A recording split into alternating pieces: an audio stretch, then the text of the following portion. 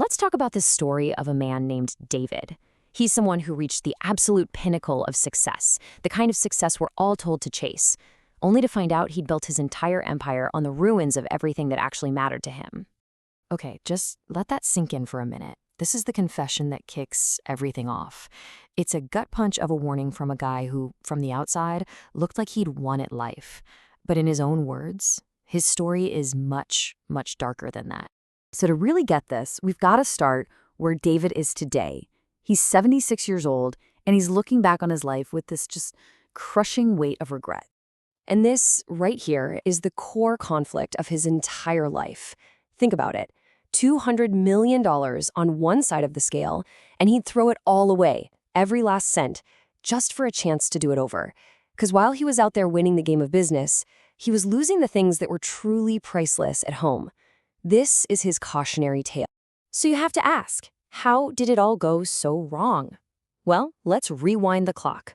Let's go all the way back to the beginning of David's career and a promise he kept making to himself and, more importantly, to his family. This slide just captures the trap perfectly, doesn't it? The promise was always, honey, we're building our future. But the reality? 80, sometimes 90-hour work weeks.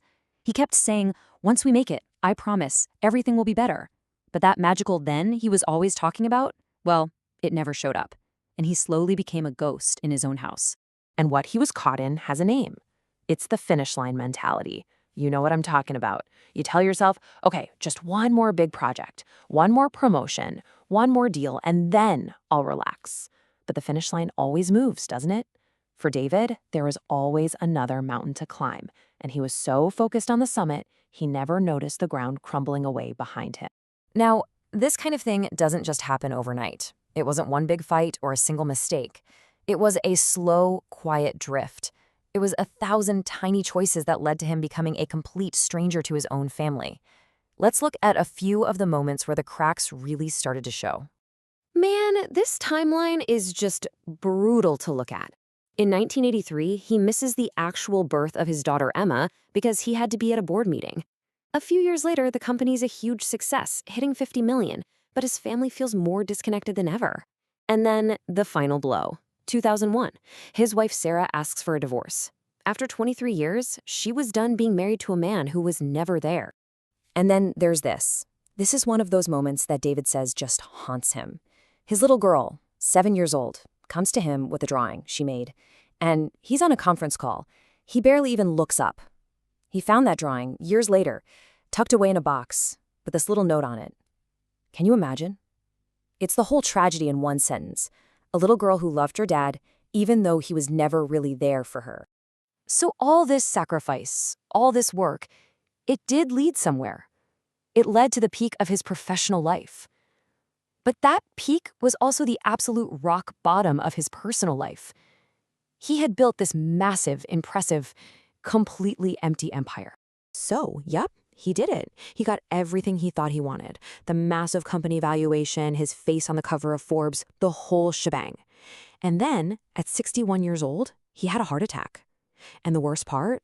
He was alone, in his office, late at night. And as he was lying in that hospital bed, it all came crashing down on him. Who was all of this for? He couldn't think of a single person to call. It was all for an imaginary finish line that had cost him everything real. $200 million. I mean, that's the number, the final valuation. That's what his entire life's work boiled down to, a staggering, unbelievable amount of money. But what did it really, truly cost him? Well, here it is. This is the price. At his own daughter's wedding, Emma came up to him and she thanked him for coming. Think about that. Not thanks for everything, Dad. Not I'm so glad you're here, just thanks for showing up.